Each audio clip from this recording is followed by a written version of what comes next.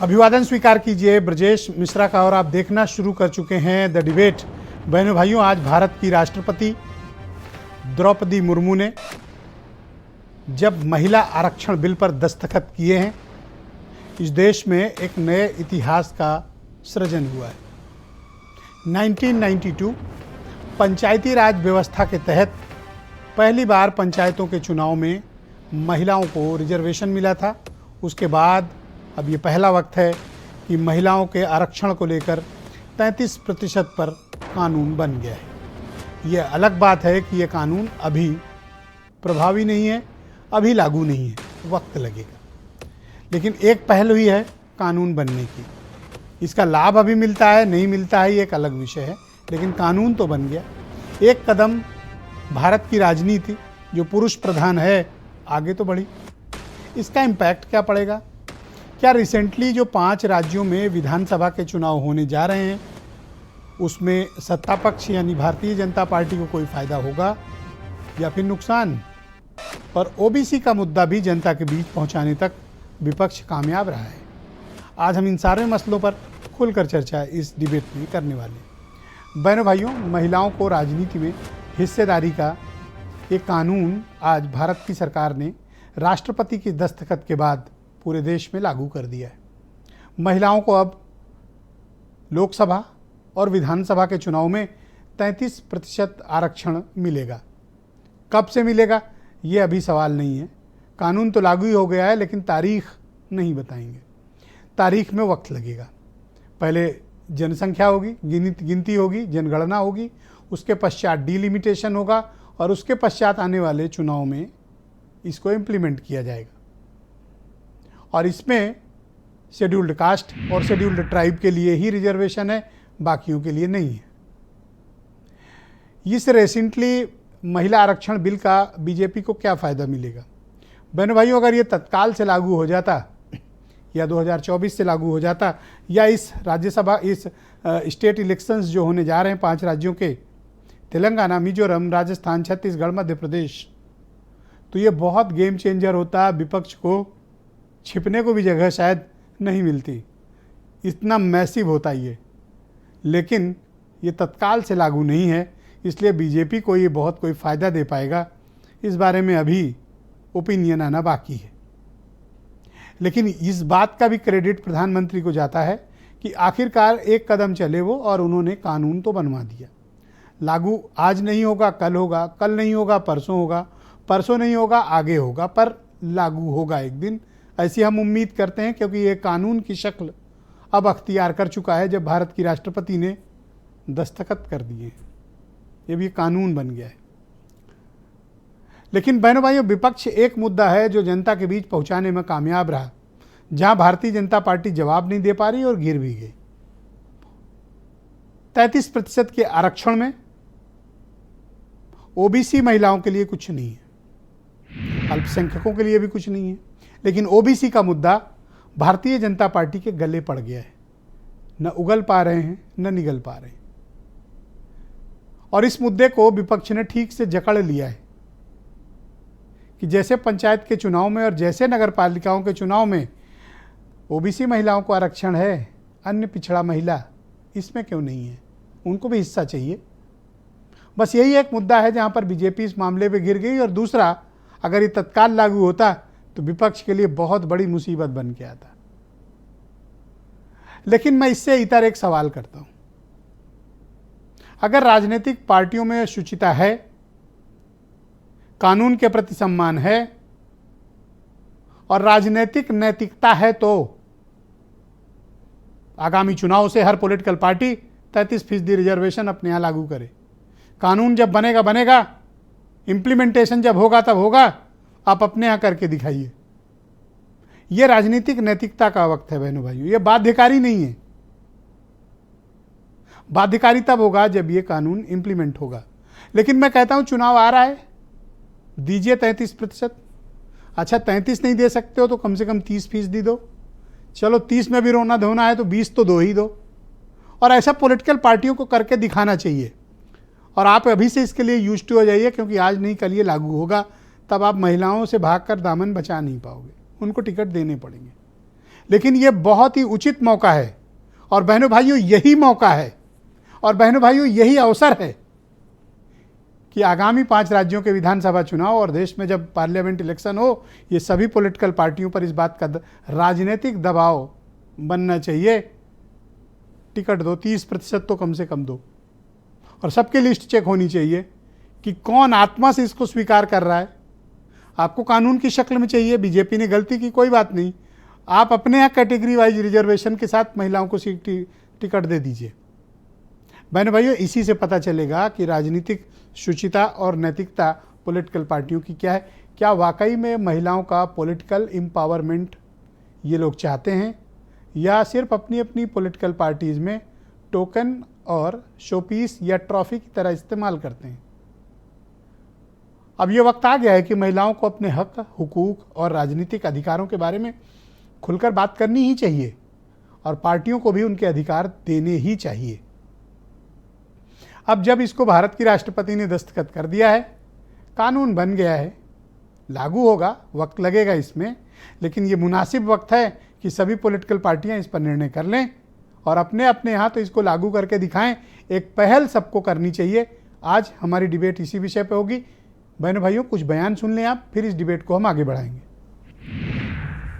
लेकिन हमारी पार्टी हमेशा महिला सशक्तिकरण के लिए और अपनी बहनों जो हमारी कार्यकर्ता हैं, हमारे देश की आधी आबादी है, उनके विषयों को लेकर हमेशा आग्रही रही है। माननीय प्रधानमंत्री जी के नेतृत्व में मोदी जी ने, अभी आपने देखा होगा, भारत की संसद ने 33% बहनों के लिए आरक्षण की व्यवस्था की है।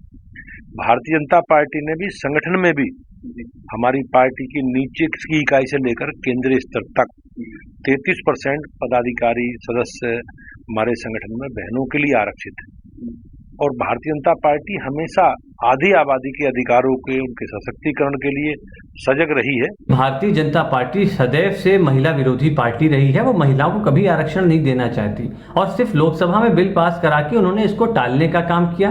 अगर वास्तव में वो महिलाओं को आरक्षण देना चाहती होती तो उन्होंने समय से 2021 की जनगणना कराई होती, डिलिमिटेशन कराया होता, ताकि 2024 के चुनाव में महिलाओं को आरक्षण मिल पाता। भारतीय जनता पार्टी पिछले 40 सालों में अपना एक महिला अध्यक्ष नहीं चुन पाई है। भारतीय जनता पार्टी पिछले 40 सालों में एक महिला प्रधानमंत्री नहीं चुन पाई है। भारतीय जनता पार्टी इस सरकार में 10 साल बाद का पोस्ट डेटेड चेक दे रही है महिला आरक्षण के नाम पर। इनकी बात का क्या भरोसा। बहनों भाइयों, आज की परिचर्चा को आगे बढ़ाते हैं। मेरे साथ उत्तर प्रदेश में भारतीय जनता पार्टी के प्रवक्ता संजय चौधरी मौजूद हैं। देश के जाने माने राजनीतिक मामलों के पत्रकार हेमंत तिवारी मेरे साथ मौजूद हैं। जूही सिंह समाजवादी पार्टी की महिला सभा की राष्ट्रीय अध्यक्ष हैं। थोड़ी देर में हमें नीलम यादव भी आम आदमी पार्टी से ज्वाइन करेंगी। मनीष सिंघवी कांग्रेस के प्रवक्ता हैं और वीरेंद्र सिंह जी हमारे स्टेट हेड। शुक्रिया, धन्यवाद आप सभी का इस कार्यक्रम में मेरे साथ शिरकत करने के लिए। जूही जी, सबसे पहला मौका मैं आपको देता हूँ और मैं आपको शुभकामनाएं भी देता हूँ कि आज ये भारत की राष्ट्रपति ने इस पर दस्तखत कर दिए हैं, कानून बन गया है। अब आप लोग अपने हक और हुकूक के लिए बात कर सकती हैं। क्या ये मुनासिब वक्त है कि कानून तो जब लागू होगा तब लागू होगा, अभी चुनाव होने जा रहे हैं, आप लोग 33% अपने हिसाब से जिसको जो रिजर्वेशन देना चाहते हैं बांटिए टिकट। बहुत बहुत धन्यवाद। और आपने हमेशा महिला अधिकारों का बहुत समर्थन किया है। बिल आ गया, कानून बन गया। भारतीय जनता पार्टी की नीति और नीयत का जो प्रश्न चिन्ह बहुत बड़ा लगा था वो भी स्पष्ट हो चुका है। मध्य प्रदेश में टिकट वो बांट रहे हैं। देखा जाए कि 33% महिलाओं को टिकट देते हैं कि नहीं। जहाँ तक हमारी बात है, मुझे लगता है राष्ट्रीय अध्यक्ष अखिलेश यादव जी ने एक स्टेटमेंट मध्य प्रदेश में दिया है कि हम अपनी पार्टी में 20% महिलाओं को टिकट देंगे। और जहाँ तक जो हमारा एक संसद में भी बयान था, जिसको हमारा एक हमेशा से स्टैंड रहा है कि दलित, पिछड़े, आदिवासी, अल्पसंख्यक महिलाओं को प्राथमिकता देकर के, और फिर भी बहुत जगह बढ़ती है तो हर वर्ग की महिलाओं को प्रतिनिधित्व मिलना चाहिए। महिलाएं मांगेंगी इस बिल ये का। जो 20% आप टिकट देने की बात कर रही हैं जी, इसमें रिजर्वेशन की प्रणाली अपनाएंगी या किसी को भी दे देंगी? ब्रिजेश जी, प्राथमिकता हमारी हमेशा से रही है, जो हमने कहा कि दलित, पिछड़े, आदिवासी, अल्पसंख्यक और साथ में ही सामान्य वर्ग की महिलाओं को भी टिकट मिलेगा। एक अधिकार की बात है। महिलाओं का राजनीति में प्रतिनिधित्व पाना ही बड़ा मुश्किल है, लेकिन समय के साथ सब कुछ बदलता है। आज हम कहते हैं पंचायती राज में नेताजी ने आरक्षण लागू किया। हमने अपने घोषणा पत्र में कहा था कि हम नौकरियों में, सरकारी नौकरियों में 33% आरक्षण देंगे, क्योंकि हमारे लिए आर्थिक रूप से भी महिलाओं को सशक्त करना उतना ही अहम मुद्दा है। 33% का कानून है जी, तो राजनीतिक नैतिकता तो ये कहती है कि आप 33% दीजिए, आप 20 देकर क्यों बच के निकलना चाहते हैं? ब्रजेश जी, हम जो कहते हैं वो करते हैं। हो सकता है वो 33% भी आ जाए। जब अभी 20% की ये घोषणा हुई है तो 20% तो हम देंगे ही। और साथ ही मैं भारतीय जनता पार्टी से ये जरूर प्रश्न करूंगी कि इन्होंने महिलाओं के आर्थिक सशक्तिकरण के लिए कौन सी एक योजना बनाई है, क्योंकि वायदा तो करते हैं, वायदा पूरा करना नहीं है। तो नीति और नीयत दोनों में सामंजस्य ये कह रहे हैं गेम चेंजर है और इससे महिलाओं को बड़ा हक मिल जाएगा, आज से कानून बन गया है। इनके लिए महिलाओं की कठिनाई, महिलाओं के अधिकार भी एक मजाक और इवेंट की चीज़ है। मध्य प्रदेश का मैं मंजर देखा हम लोगों ने, आपने भी देखा कि कैसे वो बच्ची दौड़ रही थी। अभी हम लोगों ने देखा कि कैसे उत्तर प्रदेश में अत्याचार हो रहे हैं। आप अपराधों को रोक नहीं पा रहे। महिलाओं के सुरक्षित रोजगार में भागीदारी कम होती जा रही है। महंगाई कितनी बढ़ रही है। आप सब्जियों के दाम में आप देखिए, मुद्रास्फीति दर 34% से ज़्यादा हो गई है। आप एक सिलेंडर का, उज्ज्वला योजना का झुंझुना पकड़ाकर जो सिलेंडर हम भरा भी नहीं पा रहे हैं, और आप कहते हैं महिलाओं को सशक्त करेंगे। तो आप इस पॉलिटिकल कमिटमेंट पर कायम हैं कि आप कम से कम जी 20% टिकट लोकसभा के चुनाव में महिलाओं को देंगी? ब्रजेश जी, राष्ट्रीय अध्यक्ष अखिलेश यादव जी अपनी जो बात कहते हैं वो करते हैं। तो मैं पूरे विश्वास के साथ कह सकती हूँ कि ऐसा होगा। और मैं अपने विपक्षी दलों पर भी नजर रखेंगे हम लोग कि वो क्या करते हैं। मतलब अगर आपके कोटे में 60-50 सीटें भी आती हैं मान लीजिए, तो आप 10 सीटें महिलाओं को देंगे? अब ये फॉर्मूला तो तभी तय होगा कि हमारे कोटे में कितनी सीटें आती हैं, हम कहाँ लड़ेंगे। लेकिन जो 50 तो मिल ही जाएंगी कम से कम आपको। मुझे उम्मीद तो है कि ज्यादा मिलेंगी। हर पार्टी यही उम्मीद चलिए, अच्छा करती है। 60 पे कैलकुलेट कर लेते हैं, तब 12 आएंगी। ब्रजेश जी, जब लिस्ट आएगी तो मैं दोबारा आऊंगी, क्योंकि मैं फिर कह रही हूँ कि समाजवादी पार्टी की कथनी और करनी में कोई फर्क नहीं है। जूही जी समझ गई कि मैं एक्चुअली पूछना क्या चाहता हूँ। धन्यवाद आपका। मैं संजय चौधरी को आमंत्रित करता हूं, भारतीय जनता पार्टी के प्रवक्ता हैं। संजय जी, शुक्रिया आपका। देखिए, समाजवादी पार्टी ने तो 20% कह दिया कि कम से कम 20 तो देंगे। अब आप भी थोड़ी सहृदयता दिखाइए, थोड़ा बड़ा दिल दिखाइए और आप ये कहिए कि हम आगामी लोकसभा के चुनाव में उत्तर प्रदेश में तो कम से कम 33% महिलाओं को टिकट देंगे। ब्रजेश जी, हमने कहा ही नहीं है, हमने ऊंचे मापदंड स्थापित किए हैं। आज देश का जो नेतृत्व है, राष्ट्रपति वो महिला है, और उत्तर प्रदेश जिसमें हम बैठकर आज की बहस को गंभीरतापूर्वक आगे बढ़ा रहे हैं, वहाँ भी राज्यपाल महिला ही है। दूसरी बात रही संगठन की, तो देश की राजनीति में पहली बार किसी राजनीतिक दल ने अपने संगठन के पदाधिकारियों में 33% का आरक्षण महिलाओं को न केवल निश्चित किया, बल्कि उनकी सुनिश्चितता भी पूरे देश के अंदर हर राज्य में और केंद्र की संगठन में करा कर दिखाई है। अभी भारतीय जनता पार्टी ने अपने जिलाध्यक्षों की सूची जारी की है। पहली बार भारतीय जनता पार्टी ने लगभग 6 महिला जिलाध्यक्ष बनाकर दिखाए हैं। और जिस बात की आप बात कर रहे हैं वो बात तभी सामने आई जब देश में महिला आरक्षण सुनिश्चित हुआ। यह महिला आरक्षण भारतीय जनता पार्टी ने अपने घोषणा पत्र में शामिल किया था, और इसी घोषणा पत्र के आधार पर भारतीय जनता पार्टी ने राज्यसभा और लोकसभा दोनों में पारित करा के इसे सुनिश्चित कराया है। निश्चित रूप से महिलाओं को और अधिक सशक्तिकरण देने के लिए हम आगे बढ़ रहे हैं, और मुझे लगता है कि जब टिकटों की घोषणा होगी तो आपको अप्रत्याशित रूप से आपने अभी कहा कि 75 जिलों में हमने 6 महिलाओं को जिलाध्यक्ष बनाया, ये अचीवमेंट है ये आपका? नहीं, आप और जरा राजनीतिक दलों की सूची तो देखिए ब्रजेश भाई। भाई आपने कहा कि नैतिकता का उच्च मापदंड हमने स्थापित किया, तो हम तो आपको वहीं से काउंट करते हैं जो आपने बताया। नहीं, आप वहीं से काउंट कीजिए, लेकिन आप उत्तर प्रदेश के अंदर जो राजनीतिक दल हैं उनसे भी तो कंपेयर करेंगे ना। वहां एक भी जिला अध्यक्ष महिला की सूची खोजने से भी मिलना मुश्किल है। ऐसे पॉलिटिकल स्टेट में भारतीय जनता पार्टी आगे आई और पूरे पूरे जिले की कमान महिला नेतृत्व को दी है, ये एक बड़ी बात है। हम निश्चित रूप से आगे बढ़ रहे हैं। और क्या आप इस बात का वायदा कर सकते हैं लोकसभा कि आगामी चुनाव में आप कम से कम 30% टिकट लोकसभा में, कम से कम उत्तर प्रदेश में आप महिलाओं को देंगे? क्या आप ये कमिटमेंट कर सकते हैं? मैं टिकट की बात कर रहा हूं, संगठन की नहीं। मैं ब्रजेश भाई देखिए, मैं पार्टी का प्रवक्ता हूं। पार्टी जिस नीति को घोषित करेगी उसी को मैं बता सकता हूं।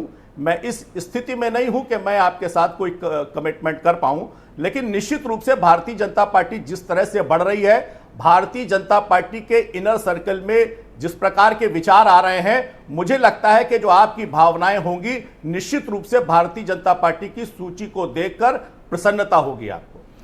समाजवादी पार्टी ने कहा कम से कम 20% तो देंगे और पिछड़ों, दलित और अल्पसंख्यकों को पहले देंगे। ये बात से आप राजनीतिक दबाव महसूस कर रहे हैं?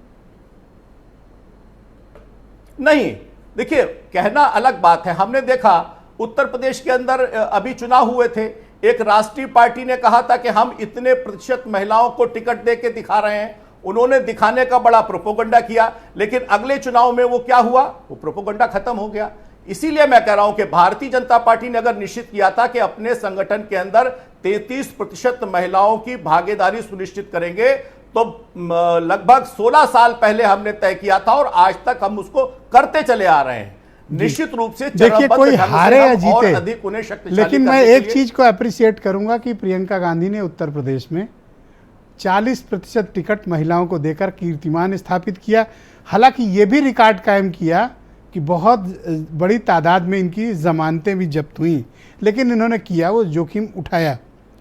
मनीष सिंघवी उत्तर प्रदेश में कांग्रेस कमेटी की प्रवक्ता है। मनीष जी, 40% को तो आपने टिकट दे दिया, लेकिन पार्टी में माना गया कि परफॉर्मेंस बड़ी पुअर रही, अधिकतर सीटें आप हार गए।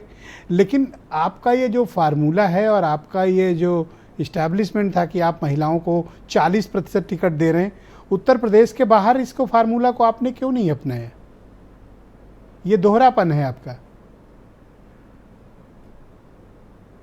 होते हैं लगातार। देखिए, हम एक बात यहाँ पर कहना चाहेंगे कि हम नैतिकता से चीज़ों को जोड़ते हैं। जब राजीव गांधी जी ने स्थानीय निकायों में इस बात को सोचा था कि वहाँ पर हम महिला रिजर्वेशन देंगे, तो आज से 40-45 साल पहले उन्होंने ये बात सोची थी। ये बड़ी बात थी। उसको नरसिम्हा राव जी ने 73-74 में अमेंडमेंट से कर दिया था। 2010 में राज्यसभा से महिला आरक्षण बिल हमने पास करा लिया था और निरंतर लगातार हम महिला आरक्षण बिल की बात करते रहे थे। लोकसभा में सामंजस्य नहीं बन पाया, वो नहीं बन पाया। 2016 में सोनिया जी ने पत्र लिखा, 2018 में राहुल जी ने कहा। हम लगातार इस बात के लिए प्रतिबद्ध हैं कि महिलाओं को उनका अधिकार मिलना चाहिए। लड़की हूँ, लड़ सकती हूँ के नारे के साथ हमने 2022 का कैंपेन शुरू किया, 40% का वादा किया। ठीक है कि हो सकता है कि धरातल पर हम उतने वोट ना पाए हों, लेकिन बात सिर्फ सियासत की और वोट की नहीं है। राजनीति में हमें मापदंड भी सेट करने होंगे। ये बात आपकी ठीक है कि बाहर हम उतने टिकट नहीं दे। अप्रिशिएट किया कि यूपी में आपने ये फार्मूला नहीं, मैं खुद भी इस बात को मान रहा हूं। लेकिन ये अफसोस की बात है कि आप बाहर वो फार्मूला नहीं लगाते। यही दोहरापन है। नहीं, मैं सहमत हूं इस बात से कि जो यूपी में हमने प्रयोग शुरू किया या हक दिया हमने, वो हम बाहर उस लेवल पर नहीं ले जा पाए। लेकिन ब्रजेश जी, बाहर भी हमने पर्याप्त टिकट दिए और ये बात आपकी ठीक है कि जो 40% के लिए कहा था, लेकिन हमने कहा हम प्रतिबद्ध हैं कि हम महिलाओं को उनका हक दिलाएंगे, देंगे और अपनी बात पर कायम रहेंगे। हम भाजपा नहीं हैं। अलीगढ़ का वीडियो आपने देखा ना कि कैसे इनके एक सांसद स्टेज पर ही महिला अपनी ही पार्टी की महिला एमएलए के साथ किस तरह का व्यवहार कर रहे हैं, देखा आपने ना? सब लोगों ने देखा होगा जितने लोग बैठे हैं। तो ये इसी तरीके की पार्टी है ये कि जो महिलाओं को के बारे में क्या सोचती है। संजय जी, आपको रुकना पड़ेगा, मैं एक राउंड करके तब आपको मौका दूंगा। क्या राय रखती है और किस तरीके से नजरिए से उन्हें देखती है। हमने कहा ना कि हमने तो हमेशा पहला काम किया है, पहला प्रधानमंत्री, पहला राष्ट्रपति, सब हमने बनाया है, क्योंकि हमारे लिए महिलाओं को हक देना कोई राजनीतिक या सियासी मोड नहीं है। हम उसको एक नैतिकता मानते हैं कि ये काम होना चाहिए। और आज मैं जब ये डिबेट में आ रहा था तो मैंने बहुत जो इंटेलेक्चुअल्स हैं, जो सीनियर जर्नलिस्ट हैं या जो राजनीति में रुचि रखते हैं, उनसे काफ़ी लोगों से मैंने डिस्कशन किया। लोग ये कह रहे हैं कि महिलाएं को अगर आप बहुत ज़्यादा टिकट देते हैं तो बहुत इस बात की उम्मीद ना करें कि महिलाओं को ही वोट करेंगी। वो पार्टी के आधार पर वोटिंग होती है। क्या आपको जो सीख और सबक उत्तर प्रदेश में मिला, आप ये विचार करेंगे कि इतनी बड़ी तादाद में अब टिकट ना दें? नहीं, कतई नहीं। मैं हमेशा इस बात को मानता हूं, किसी भी चीज़ की जब शुरुआत होती है तो तमाम मुश्किलों का सामना करना पड़ता है।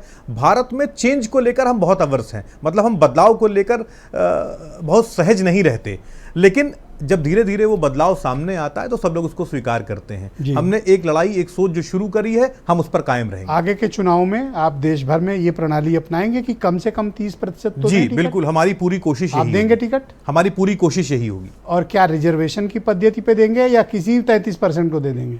नहीं, रिजर्वेशन नहीं, सबको हक सबको मिलना चाहिए, हक सबको मिलना चाहिए। हम रिजर्वेशन की पद्धति पर देंगे, दलितों को, एसटी की महिलाओं को और ओबीसी की महिलाओं को, सबको मिलना चाहिए। ओबीसी को देंगे आप? बिल्कुल देना चाहिए। पर कानून तो नहीं कहता। कानून नहीं कहता। देखिए राहुल जी ने एक बात बड़ी, देखिए आपको ये बात माननी पड़ेगी कि हम किस नैतिकता के साथ सियासत करते हैं। ये कौन नेता आपको मिलेगा जो भरी प्रेस कॉन्फ्रेंस में इस बात को स्वीकार कर लेगा कि 2010 में ओबीसी को लेकर रिजर्वेशन नहीं था और वो गलत था, जो होना चाहिए। सर, अभी जो स्टेट इलेक्शंस होने जा रहे हैं 5 राज्यों के, मैं उस सूची का इंतजार करूंगा और उस दिन आपको आमंत्रित करूंगा। जब सूची आ जाएगी तो हम उसमें परसेंटेज निकालेंगे, एससी का भी निकालेंगे, एसटी का भी निकालेंगे, ओबीसी का भी निकालेंगे और आप सबसे पूछताछ करेंगे। आपका शुक्रिया, हमारे साथ जुड़े रहिएगा। नीलम यादव आम आदमी पार्टी की सीनियर लीडर है, हमें ज्वाइन कर चुकी हैं। नीलम जी, आपको बहुत बधाई, आज राष्ट्रपति ने दस्तखत कर दिए हैं। अब महिला आरक्षण कानून भारत में बन चुका है। लागू आज नहीं होगा, कल होगा, कल नहीं होगा, परसों होगा, परसों नहीं होगा, 10 साल 15 साल बाद होगा, पर होगा। आप इससे खुश हैं? जैसे मैं ये कहना चाहूँगी कि 1996 में पहला महिला आरक्षण विधेयक संसद में पेश किया गया था और 1998 में से लेकर 2003 तक सरकार ने 4 अवसरों पर विधेयक पेश किया, लेकिन पारित कराने में असफल रही। 2009 में विभिन्न विरोधों के बीच में भी सरकार ने विधेयक पेश किया था। फिर 2010 में केंद्रीय मंडल और राज्यसभा द्वारा पारित किया गया। लेकिन जब भारतीय जनता पार्टी इसको लेके आ रही है तो ये ऐसे क्यों, मतलब प्रतिबंधित क्यों है? भाई आप पहले से प्लानिंग किए होते, आज आप 35% महिलाओं पे आरक्षण दे रहे हो, तो क्या 33 साल बाद या 35 साल बाद? अरे तो हारने के लिए टिकट दे दें क्या? लागू क्यों नहीं कर रहे? हारने के लिए दे दें क्या टिकट? नहीं, हारने के लिए क्यों दोगे? आप इतना महिलाओं को कमजोर समझते? दिया तो था प्रियंका गांधी ने। आपने महिलाओं को क्या इतना कमजोर समझा है? क्या महिलाएं आज राजनीति में कितनी आगे हैं? और ऐसा नहीं, मैंने अभी सुना कि अभी आपने कहा कि महिलाओं को देख के वोट नहीं करती। ऐसा नहीं है, बहुत सारे जगहों पर महिलाओं को देखकर महिलाएं वोट करती हैं या फिर पार्टी को देख के वोट करती हैं। लेकिन तो इनकी जमानतें क्यों जब्त हुई कांग्रेस की उत्तर प्रदेश में? फिर तब तो इनको सब सीट जीत लेना चाहिए। 40% टिकट दिए थे और अधिकांश की जमानत जब्त हो गई। यही मैं बता रही हूँ। अब इन्होंने बता तो रही मैं आपको, केंद्रीय मंडल ने कांग्रेस के टाइम में 2010 में राज्यसभा द्वारा पास किया, लेकिन इसको सीरियसली कोई पार्टी जल्दी लेती नहीं है। महिलाओं को आरक्षण देने में हमेशा फेलेवर साबित हुई है और हमेशा कुछ न कुछ रुकावटें हैं। तो भारतीय जनता पार्टी ने अगर इसको साइन आज राष्ट्रपति जी ने कर दिया है, लेकिन ये लागू कब होगा ये पता नहीं है, क्योंकि दुनिया को भी पता होना चाहिए, जनता को भी पता होना चाहिए कि महिलाओं को आरक्षण वाकई दिया गया है या महिला बेवकूफ बनाओ बिल है। सिर्फ 2024 में इसको लागू क्यों नहीं किया जा रहा है? तो आप इस बात का पॉलिटिकल कमिटमेंट कर दीजिए कि आगामी जो चुनाव होंगे, जहां जहां आम आदमी पार्टी लड़ेगी, आप 33% रिजर्वेशन की पद्धति पर टिकट बांटेंगी महिलाओं को। आप वादा कर लीजिए। हमारी पार्टी शुरू से ही महिलाओं को ऐसी बात नहीं है, हमारी पार्टी पूरी स्टैंड ले रही है इसकी। लेकिन सरकार अगर इसको पारित कर रही है तो 2024 से क्यों नहीं लागू कर रहा है? महिलाओं को उस वक्त क्या कोई राज्यसभा में आपने एक एमपी नहीं भेजा, दिल्ली में आतिशी के अलावा कोई महिला मंत्री नहीं है। ऐसा नहीं है ब्रजेश जी। हमारी पार्टी महिलाओं को बहुत अहमियत देती है और अभी भी आप देखिए बहुत सारी हमारी प्रवक्ताएं हैं, बहुत सारी, और आतिशी जी हैं, बहुत सारी पंजाब में हमारी महिला हैं। तो आप इस चीज का कमिटमेंट करें ना कि 33% टिकट देंगे महिलाओं को और रिजर्वेशन बिल्कुल हमारी पार्टी बिल्कुल सर देगी, 33% महिलाओं को आरक्षण देगी और उन्हें टिकट जरूर देगी हमारी पार्टी। लेकिन भारतीय जनता पार्टी खुद कहती है कि हमारी पार्टी भ्रष्टाचारी है, आतंकवादी है। अरविंद केजरीवाल जी को, हमारे सिंह को पता नहीं क्या क्या उन्होंने नवाजा है, कितने ऐसा कब कहा बीजेपी ने? बिल्कुल बहुत बार कह चुकी है और उस मानती भी है, लेकिन हाँ मैं मानती हूँ, लेकिन बीजेपी अपनी कहने और कथनी करने और अपने कथनी और करने में फर्क समझे ना, कि वो कहती क्या और करती क्या है। इतने सारे ओके, मैं हेमंत जी को कनेक्ट करूं उसके पहले मैं थैंक यू नीलम जी, हमारे साथ जुड़ी रहिएगा और ये क्या पता कि डिबेट के दूसरे चरण में आपको फिर अवसर देंगे। होगा या नहीं। बहुत शुक्रिया आपका, हमारे साथ जुड़ी रहिएगा। संजय चौधरी जी, आप कुछ कहना चाह रहे थे, उस वक्त आपने कुछ ऑब्जेक्शन रेज किया था, अभी आपके पास 30 सेकंड है, आप अपनी बात बोल सकते हैं। देखिए, मुझे लगता है कि कांग्रेस के मित्र नैतिकता की बात कर रहे थे, उन्होंने कहा कि हमने 40% दिया है। अगर आपने तय किया था कि हम 40% आरक्षण महिलाओं को देंगे, तो जब ये आरक्षण दिल्ली में पास हो रहा था तो आप 33% पर क्यों आ गए? आप पीछे क्यों आ गए? मुझे लगता है कि नैतिकता के बात करने वाले अपने स्टैंड पर कायम रहते, और उत्तर प्रदेश में दिया था तो दूसरे राज्यों में भी देते, तो नैतिकता की बात कहना बेहतर होता है। मैं यही कहना चाहता हूं। बहुत शुक्रिया आपका। हेमंत तिवारी, उत्तर प्रदेश के जाने माने पत्रकार, हमारे साथ जुड़ चुके हैं। हेमंत जी, आपका बहुत शुक्रिया। आज कानून की शक्ल अख्तियार कर चुका है, राष्ट्रपति ने दस्तखत कर दिए हैं। अब महिला आरक्षण इस देश की राजनीति का एक महत्वपूर्ण पड़ाव आज अचीव कर लिया गया है। लागू भले ही कब से हो किसी को नहीं पता, बट आज से कानून बन गया है। क्या ये बेहतर नहीं है कि एक राजनीतिक नैतिकता ये सभी पॉलिटिकल पार्टी दिखाएं आगामी जो स्टेट चुनाव 5 राज्यों में है उसमें, और लोकसभा के आगामी चुनाव में ये सब 33% रिजर्वेशन की पद्धति पर टिकट बांट के दिखाएं? देखिए, बहुत सही आपने कहा, लेकिन सबसे पहले आपने बधाई दी, बहुत बड़ी बात है। कम से कम मेरी जो छोटी बहनें होंगी, जो बहनें होंगी, हो सकता है जो बड़ी उम्र की हैं उनको इसका अवसर न मिले, लेकिन जिनको कुछ वर्षों बाद भी अवसर मिले, बड़ा अवसर है। और ये बात मैं सैद्धांतिक रूप से सही मानता हूँ कि जल्दबाजी किसी चीज़ की नहीं होनी चाहिए। जब प्रॉपर जनगणना हो जाएगी, परिसीमन होगा, तो सब चीज़ें क्लियर हो जाएंगी, कहाँ कितनी महिलाएं हैं, कौन सीटें आरक्षित की जाए। यह तो विशुद्ध तरीका है, भले इसका राजनीतिक कारणों से विरोध किया जाए। तो बहुत बहुत बधाई पूरे देश की हमारी बहनों को, हमारी बेटियों को, भतीजियों को, जो कोई है। बड़ा दिन है, महसूस करने वाली बात है, लेकिन कुछ साल बाद भले लागू हो, पर पेंच बहुत बड़ी फंस गई है, पेंच ज़्यादा बड़ी फंस गई है। मैं इसलिए कह रहा हूँ कि एक बहुत राजनीतिक तो अलग विषय होगा, राजनीति में एक नैतिक दबाव बन गया है सब पर, आपने ठीक फरमाया, और उसका पहला इम्तहान तो अभी से होना है। मैं आपको एक बात बताऊं, भले महिलाओं की बात सब करें, महिलाओं के उन्नयन की बात करें, लेकिन जब महिलाओं को राजनीति में प्रतिनिधित्व देने की बात आती है तो सबकी नैतिकता चली जाती है पीछे, भाड़ में चली जाती है, भूल जाते हैं कोई मतलब, क्योंकि उनको पता है कि चुनाव जीतने के लिए सब कुछ करने पर आमादा जब राजनीतिक दल के लोग हो जाएं, तो उनको ये कम स्ट्राइक रेट वाली महिलाओं पर दांव लगाने की क्या ज़रूरत है। इसीलिए लोग अवॉइड करते थे कि ये जितना इसकी पेंडेंसी हो उतना ही अच्छा है। स्ट्राइक रेट वाले को आप डिफाइन करें, आप क्या कहना चाहते हैं?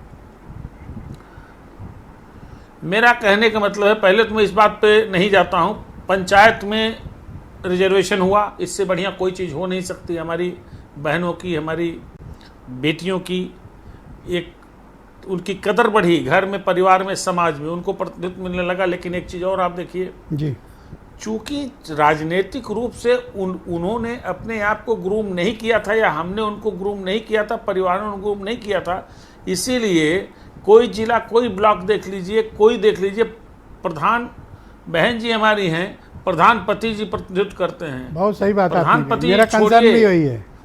जिला प्रधानपति, चेयरमैन पति, ये सब कब्जा किए मीटिंग करते हैं। अरे छोड़िए साहब, विधायक पति चले आते हैं मीटिंग में, विधायक बहन जी हैं और पति जी प्रतिनिधित्व करते हैं।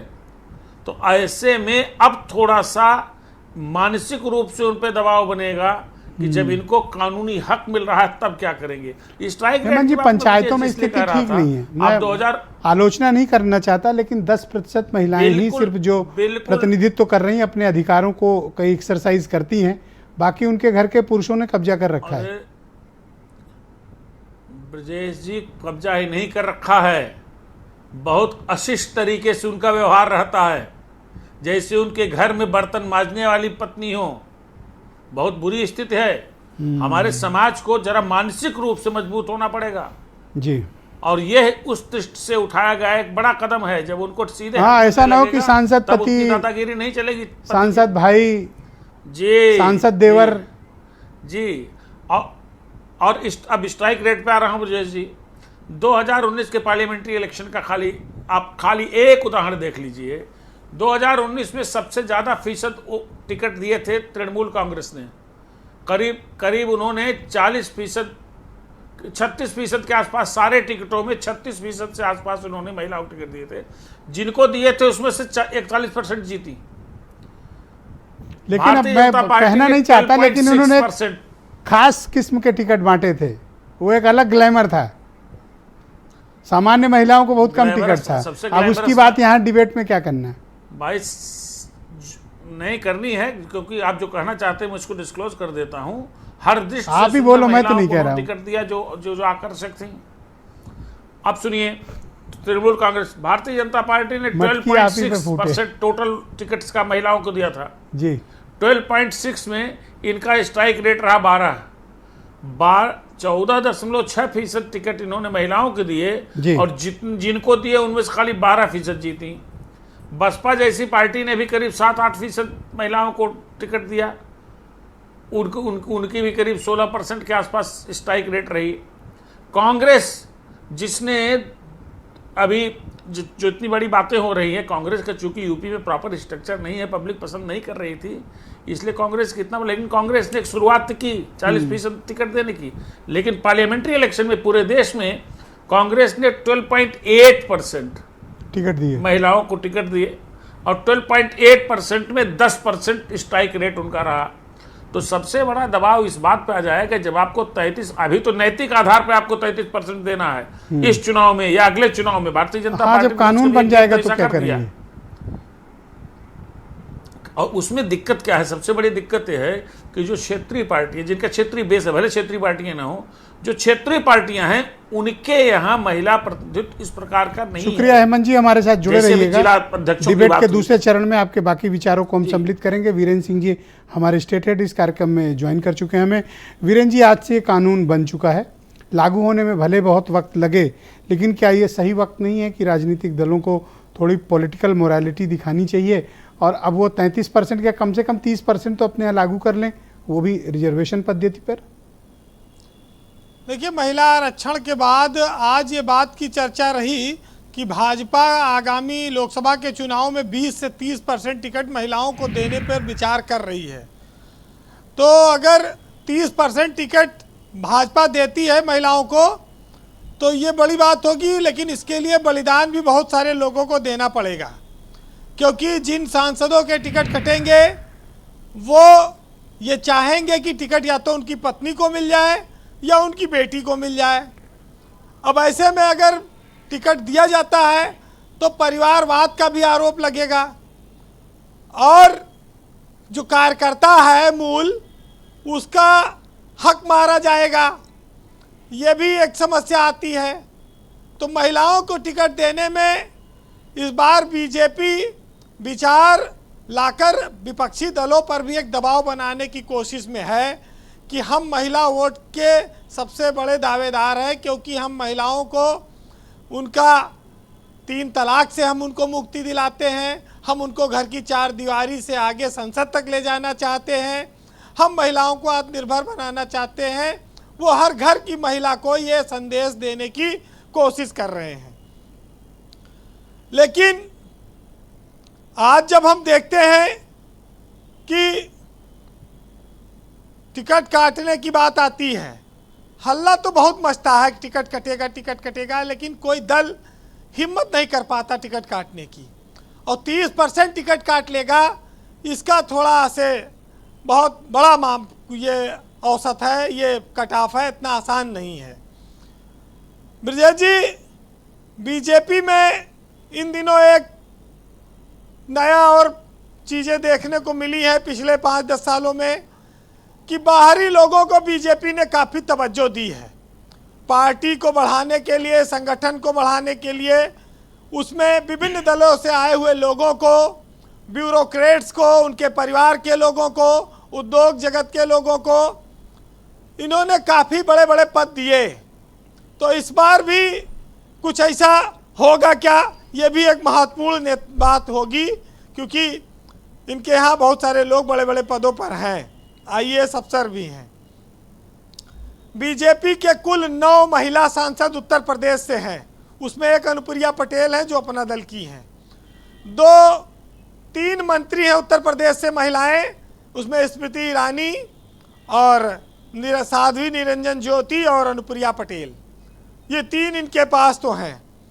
लेकिन जब टिकट काटा जाए या दिया जाए तो जो 10 साल सांसद रहे हैं उसमें एक पैमाना भाजपा को चाहिए। यह भी रखा है कि 10 साल पहले उन सांसदों ने जो गांव गोद लिया था वो गांव अभी गोद में है या गोद से नीचे उतरने की तैयारी में है या नीचे उतर गए।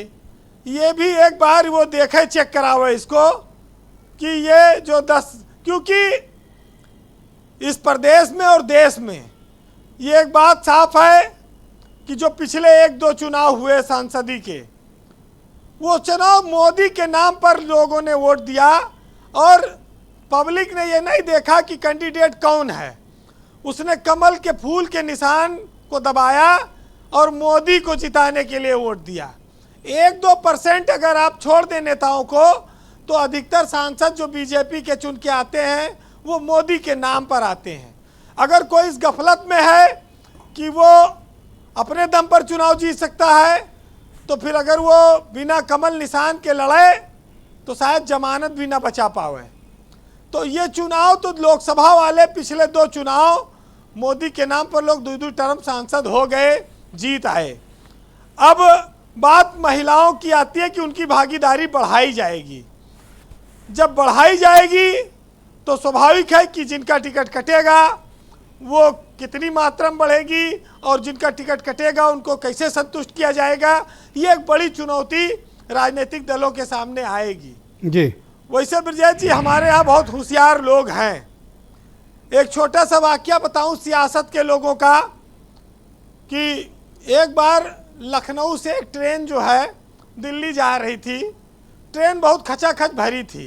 एक नेताजी अपने 1-2 साथियों के साथ ट्रेन में चढ़े लखनऊ में, रात का वक्त था 10-11 बजे का। तो उन्होंने देखा कहीं बैठने तक की जगह नहीं मिल रही, रिजर्वेशन था नहीं, तो उन्होंने हल्ला मचा दिया कि ट्रेन में सांप है, सांप है। तो सब आदमी डिब्बा छोड़ के भाग गए।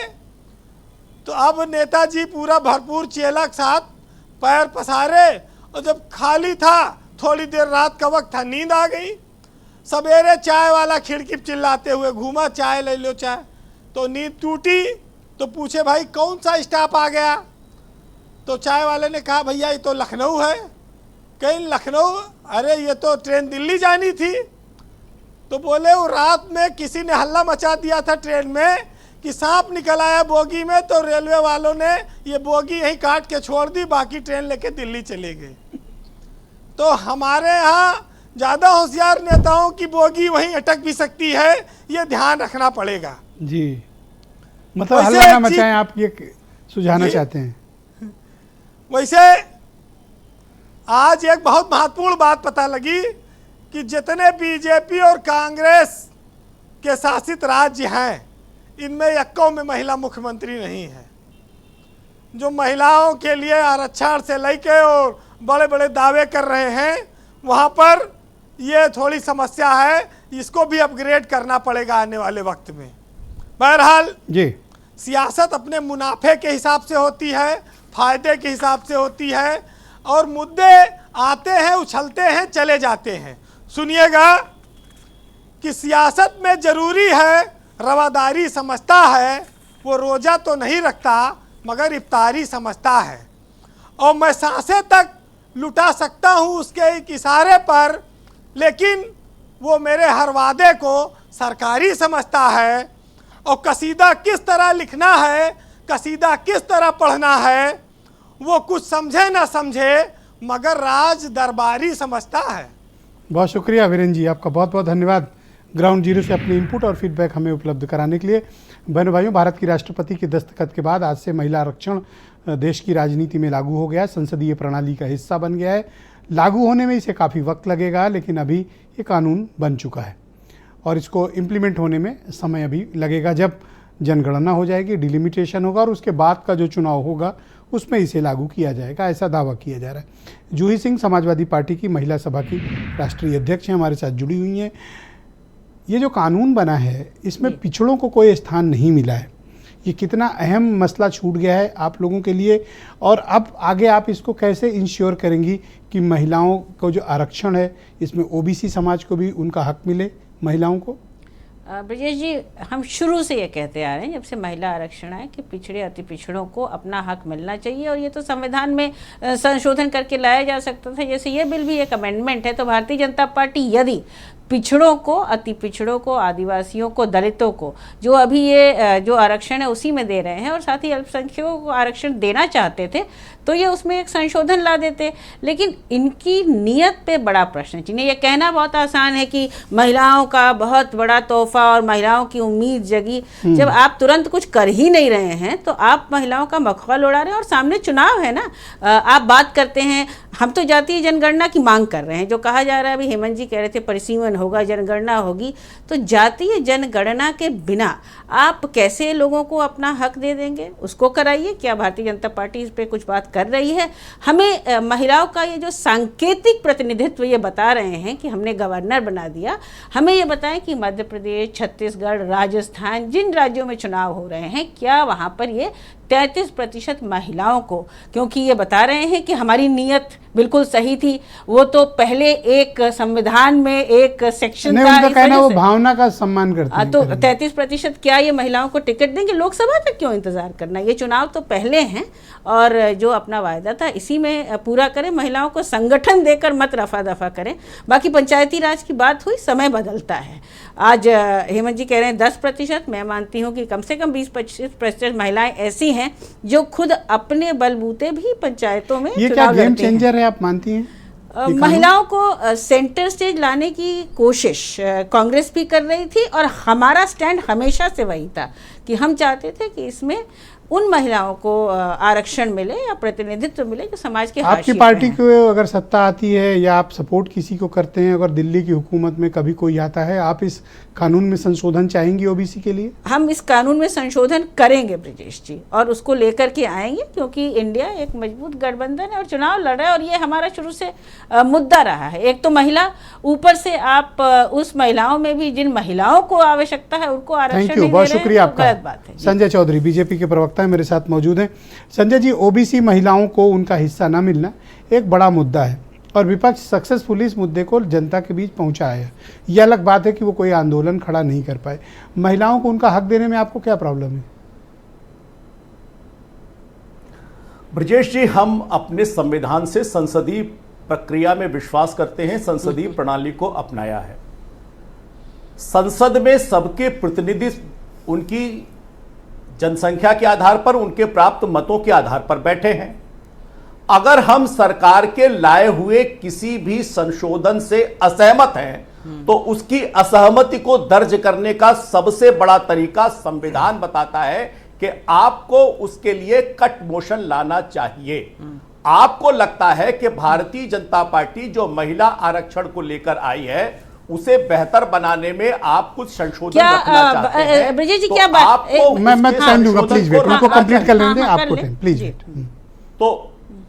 तो निश्चित रूप से सारे राजनीतिक दलों को, जो भी राजनीतिक दल इस प्रस्ताव से उनको लगता है कि यह प्रस्ताव ठीक नहीं है, निश्चित रूप से उन्हें इसके लिए कट मोशन लाना चाहिए। यही संविधान की संसदीय परंपरा है। आप कट मोशन क्यों एक्सपेक्ट अगर वो करते ऐसा हैं? नहीं कर रहे हैं, आप इनको हिस्सा दे देते, कट मोशन का कोई विषय नहीं होता। नहीं, हम लेकर आए थे ना, उनको लगता है कि इसमें कुछ बेहतर हो सकता था, तो केवल बात करने से बात नहीं बनेगी, उसके लिए प्रस्ताव लेकर आना पड़ेगा। प्रस्ताव जो भारतीय जनता पार्टी ने जो संशोधन का प्रस्ताव रखा था, आपको लगता था तो आप कहते कि इस संशोधन के प्रस्ताव में इस शब्द के बजाय इतने तो शब्द आप ये एक्सपेक्ट करते थे कि जब ये आप कानून लाएं तो ओबीसी महिलाओं को अधिकार देने के लिए विपक्ष कट मोशन प्रस्ताव लाता। आपकी ऐसी अपेक्षा थी उनसे? बिल्कुल, निश्चित अगर उनकी इच्छा थी, अगर उन्हें केवल राजनीतिक लाभ नहीं लेना था उन्हें लगता है कि वास्तव में ऐसा करना आवश्यक था, तो संसदीय परंपरा और संविधान। लेट्स वेट संजय जी, आप प्लीज वेट करिए। आप जूही जी, मैं आपको 30 सेकंड देता हूं, आपके जो ऑब्जेक्शन थे गो अहेड। जी, बस संजय जी भारतीय जनता पार्टी ने बहुत स्पष्ट कर दिया कि इनकी ऐसी कोई इच्छा नहीं थी कि पिछड़ी अति पिछड़ी महिलाओं को ये आरक्षण दें, क्योंकि बिल ये लेकर आए थे। संसदीय परंपरा हम भी जानते हैं। बस इस मंच पर, बड़ा मंच है ब्रिजेश जी, इनके चेहरे से नकाब उतर गया, क्योंकि जो तो समाज आप के हाशियों लेके आती, इनको और बेनकाब कर देती हैं। आपके हम तो पास वेट कर रहे हैं ब्रिजेश जी, थोड़ा समय संशोधन हम ला देंगे, हमें आप इनकी लेकर आवश्यकता आती हैं। नहीं है। हमें ये संसद में महिलाओं पे हंसने की जरूरत नहीं है मिस्टर चौधरी, ये कोई मस्खरेपन की बात इसका नहीं मतलब है। है हम आरक्षण की बात कर रहे हैं, आपको हंसी आ रही है, हद हो गई है। हमें राजनीति और नैतिकता न पढ़ाएं, हमें ये बताएं क्या भारतीय जनता पार्टी नहीं चाहती कि पिछड़े और अति पिछड़े महिलाओं को उनका हक मिले। आप तो हंस रहे हैं, आपकी मुस्कुराहट आ रही है, क्योंकि आप एक निहायत परिवारवादी पार्टी है। आप महिलाओं को हक देना चाहते हैं, ना उनको अधिकार देना चाहते हैं। आप उनको एक सिलेंडर देकर के उनकी सब्सिडी लेना चाहते हैं, क्योंकि ये शुरू से आपके दल की मानसिकता रही है कि महिलाएं प्रतीकात्मक राजनीति करें। महिलाएं, देखिए मुस्कुराहट, चेहरे की मुस्कुराहट, महिला अधिकारों पर एक भयावह मुस्कुराहट है। मणिपुर की घटना, आपकी मध्य प्रदेश की घटना, आपकी महिला मंत्रियों के एक शब्द नहीं। मेरे ख्याल से आप दोनों लोग बहुत ही सीनियर हैं और इस तरह के पर्सनल आर्गुमेंट पे नहीं जाना चाहिए। आप दोनों का शुक्रिया, डिबेट को आगे बढ़ाएंगे। धन्यवाद। मैं मनीष सिंधवी को आमंत्रित करता हूँ। थैंक यू, बहुत शुक्रिया आपका Sanjay ji. Sanjay ji thank you. Madam thank you, बहुत शुक्रिया। मनीष सिंधवी जी, भाई आप भी तो कट मोशन ला सकते, वो अपेक्षा कर रहे थे आपसे। मतलब देखिए कितनी अच्छी बात है कि वो कह रहे हैं हम गलती कर रहे हैं, पर आप हमको टोक देना कि आप ये सही कर लो। देखिए, कितनी हेल्दी डेमोक्रेसी है हमारी। ओबीसी के हकों को लेकर ये हमेशा इनका जो चाल चरित्र चेहरा है वो एक ही है। 2011 में हम लोगों ने एक सेंसस कराया, SECC, social and economic caste census. 2-3 मैं साल आपको टोक रहा हूँ, लेकिन 2010 में जब आपने राज्यसभा से पास किया था, आपने भी वो प्रणाली नहीं अपनाई जो आज आप दावा कर रहे हैं। मैं अभी इसके पहले वो बात कह चुका हूं कि राहुल जी ने इस बात को बड़ी साफ गोई से स्वीकार लिया है कि वो गलती थी। आप और क्या उम्मीद करते हैं? हमने कहा नहीं, और वो गलती थी और उस गलती को सुधारना चाहिए। आप ये बताइए नैतिकता के और किस तो आप कहिए ना कि आप सत्ता में आएंगे तो आप क्या करेंगे इस बिल का, इस कानून का? 100% जो जूही जी कह रही हैं, मैं उनकी बात से सहमत हूं। हम लोग ओबीसी को उनका प्रतिनिधित्व देंगे। मैं अपनी बात पूरी कर लूं। 2011 में हमने जनगणना कराई, जातीय जनगणना कराई और 2-3 साल लगे उस रिपोर्ट को तैयार होने में। जब रिपोर्ट बनकर तैयार हो गई तो 28 जुलाई 2015 को जब रिपोर्ट आई तो तमाम लोगों ने मांग करी कि आप इस रिपोर्ट को पटल पर रखिए। इन लोगों ने ओबीसी की जो जनगणना थी उसको पटल पर रखने से इनकार कर दिया। हमने जनगणना करा दी थी, इनको सिर्फ पटल पर रखना था, ये उसके लिए तैयार नहीं हुए। वो क्या ओबीसी की बात करेंगे ये? और आज कहते हैं साहब कि हम ये बिल बनाकर लाए हैं और आप कट मोशन अगर लाएंगे तो हम उसको शामिल करेंगे, तो नहीं करेंगे। की बात बहुत मान रहे हो, क्या है? हमारा गठबंधन है, हम एक साथ मिलकर एक संघर्ष कर रहे हैं, एक लड़ाई लड़ने जा रहे हैं। कहाँ? यूपी में? यूपी में नहीं, पूरे देश में। तो मध्य प्रदेश में इनको सीट क्यों नहीं दे रहे हो? आप बात चल रही है, दी जाएगी। आप जानते हैं कि देखिए सीट का जो मसला आज अनाउंस करो।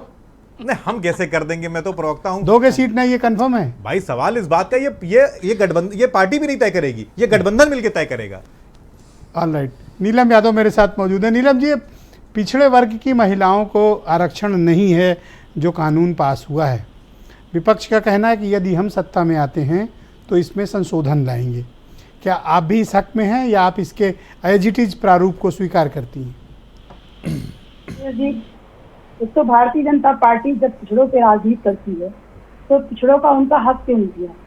ओबीसी को मुझे लगता है कि 50 से 60% ओबीसी है पूरे देश में, और मैं उन्हीं को इन्होंने बाइकाट कर दिया।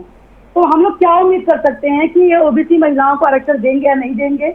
इस बात पे हम लोग कई बार चर्चा कर चुके हैं, क्योंकि भारतीय जनता पार्टी जुमलों से प्रसिद्ध है। वो जो कहती है वो करती तो है नहीं। वो इतने सारे महिलाओं को ये जो लॉलीपॉप दिया गया है, मैं तो इस बात का दुख भी जताती हूँ कि एक तो खुशी भी है कि आप महिला आरक्षण दे रहे हो, उस महिला जो ओबीसी महिला है उनको आरक्षण आप नहीं दे रहे हो। दूसरी बात है कि जुमलों से कितना देश की जनता का पेट भरेगा? आप जो कहो वो करते क्यों नहीं हो? और आप पता नहीं 35 साल लगेंगे या 35 साल लगेंगे या पता नहीं 40 साल लगेंगे या 20 साल, जब भी लगेंगे जी, ये महिला आरक्षण जब पक्का कब लागू होगा ये हमें मोदी जी बताएं। क्योंकि भारतीय जनता पार्टी, अभी हंस रहे थे संजय जी मतलब मुझे नहीं लगता, शर्म आनी चाहिए उनको कि महिलाओं पे हंस रहे हैं। यहाँ 2 महिलाएं हैं, कम से उनका तो सम्मान करना चाहिए उनको। तो भारतीय जनता पार्टी के ना सांसद महिलाओं का सम्मान करते हैं, ना विधायक सम्मान करते हैं। आज पूरा देश जल रहा है, मरी अरे बात में अगर कोई बात ऐसी कह दिए तो मुंह में टेप ना क्या थोड़ी संजय लगा ली, नहीं ऐसा हो गया, थोड़ा बोल दिए, इतना भी क्या बुरा मानना है। आदत है इन लोग, आदत है ऑनलाइन। आऊंगा संजय जी, प्लीज महिलाओं की इज्जत को तार तार कर देते हैं। जब ये देश की, आज आप देश की महिलाएं आप देखिए कहाँ सुरक्षित हैं। मैं मतलब डिबेट को मोड़ना नहीं चाहती हूँ, लेकिन मुझे मजबूर कर रहे हैं ये लोग बोलने के लिए। आप ओबीसी जो आरक्षण महिलाओं को देना चाहिए था, आप उसको लागू कीजिए, और वो भी जाति जनगणना के हिसाब से। जी बहुत शुक्रिया आपका, धन्यवाद। थोड़ा डिबेट में वक्त का अभाव है, बहुत शुक्रिया। हेमंत तिवारी जी, मैं आपसे समझना चाहता हूँ, ये ओबीसी वाला मुद्दा बीजेपी के गले पड़ गया क्या? विपक्ष उसको ठीक से उठा पाया क्या? देखिए, इसमें बड़ा खेल था। वो उधर खेल रहे थे, ये इधर खेलने लगे। खेल खेल में चीज़ें पास हो गई। खेल क्या था? खेल ये था कि ओबीसी महिलाओं की बातें उठाएंगे। फिर लॉजिक उनका वही था जो संजय चौधरी कह रहे हैं। अगर कट मोशन लाते, विलंबित होता बिल पास होने में, तो उन पे इल्जाम जाता। हाँ कि महिला आरक्षण बिल रोक रहे हैं। सही गेम दोहरा था। ये भी खेल रहे हैं तो वो भी खेल रहे हैं। लेकिन इस खेल में एक चीज तो कम से कम सबको प्रसन्नता होनी चाहिए कि आप देखिए महिलाओं का प्रतिनिधित्व लगातार कैसे बढ़ रहा है। महिलाओं का प्रतिनिधित्व 2004 में 45 महिलाएं जीत गई थी, 2009 में ये संख्या 59 हुई, पिछले 2014 में ये 62 हो गई, और अभी 78 महिलाएं हैं भारत की लोकसभा में। तो इस दृष्टि से तो बिल आना ही चाहिए। अब इस बिल का इस्तेमाल भारतीय जनता पार्टी के पक्ष में कितना होगा ये आप देखिएगा। मेरा अपना मानना है कि भारतीय जनता पार्टी इलेक्शन में खाली इस बिल को बात नहीं करेगी। इसके साथ उन्होंने जो कुछ किया है, बेटी बढ़ाओ बेटी पढ़ाओ, बेटी बचाओ बेटी पढ़ाओ, बेटी बढ़ाओ जो भी है, उज्ज्वला टॉयलेट मिला है, महिला आरक्षण बिल लाए हैं, आज नहीं तो कल लागू होगा। चूँकि इधर आप देखिएगा जो स्टैटिक्स सामने आया है, तो भारतीय जनता पार्टी को 2014 के बाद से महिलाओं का एक बहुत बड़ा संख्या के आधार पर मत मिलता रहा है। तो उस दृष्टि से इनकी पूरी प्लानिंग थी। लेकिन आपने एक बहुत बढ़िया लाइन अपने इंट्रोडक्टरी स्पीच में कही कि अगर अभी लागू हो जाता तो बहुत बड़ा गेम चेंजर हो सकता था। इस बात से भारतीय जनता पार्टी का शीर्ष नेतृत्व तो प्रधानमंत्री वाकिफ है, लेकिन उसमें कुछ पेश थे जिसके नाते ये काम नहीं किया गया।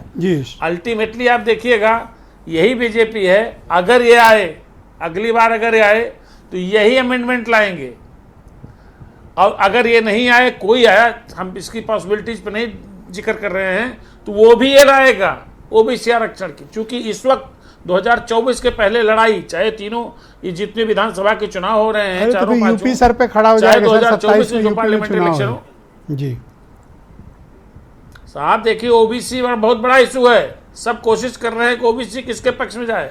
थैंक यू हेमंत जी, शुक्रिया। का लगातार फोकस है जी, बहुत शुक्रिया। संजय चौधरी जी, क्या ये हंसी वाले पर आप अपना स्पष्टीकरण देंगे? आप हंसे क्यों थे? देखिए, मैं इसीलिए हंसा था कि जो बात करते हैं महिलाओं की, जो बात करते हैं पिछड़ों की, जो बात करते हैं अल्पसंख्यकों की, और जो ये बात कर रहे थे कि इसे अभी लागू हो जाना चाहिए, वो केवल शब्दों से खेल रहे थे, राजनीतिक रूप से माइलेज लेना चाहते थे। अगर उनके मन में पिछड़ों के लिए, अल्पसंख्यकों के लिए और इसे समय से पहले इंप्लीमेंटेशन कराने की बात होती तो निश्चित रूप से इसका जवाब आपने हंस कर क्यों दिया? आने का आते नहीं, मैं ये जो इनका चेहरा साफ हुआ ना कि बात तो करेंगे, प्रश्न तो उठाएंगे, तो आप लागू करने से रोका किसने था आपको? के लिए कट मोशन नहीं लेकर। अब थैंक यू जूही जी, आप संतुष्ट हैं? अगर जवाब इनको से संतुष्ट हैं आप? अगर इनके मुद्दे में आप जवाब से संतुष्ट हैं? निश्चित रूप से ये कट मोशन लाते, कट मोशन लेकर आना चाहिए था इनको। थैंक यू संजय जी, धन्यवाद। संजय जी, आपको पर्याप्त समय मिला है। संजय जी धन्यवाद, प्रश्न उठाते हैं। धन्यवाद। जूही जी, आप संतुष्ट हैं उनके जवाब से? ब्रिजेश जी, आपका सम्मानित पैनल है। चौधरी जी अभी भी मामले की गंभीरता को नहीं समझ रहे हैं। लोगों का चेहरा उजागर करने की जगह पहले ये अपनी नीयत बताएं, और बताएं कि 33% टिकट क्या मध्य प्रदेश, छत्तीसगढ़, राजस्थान में महिलाओं को देंगे।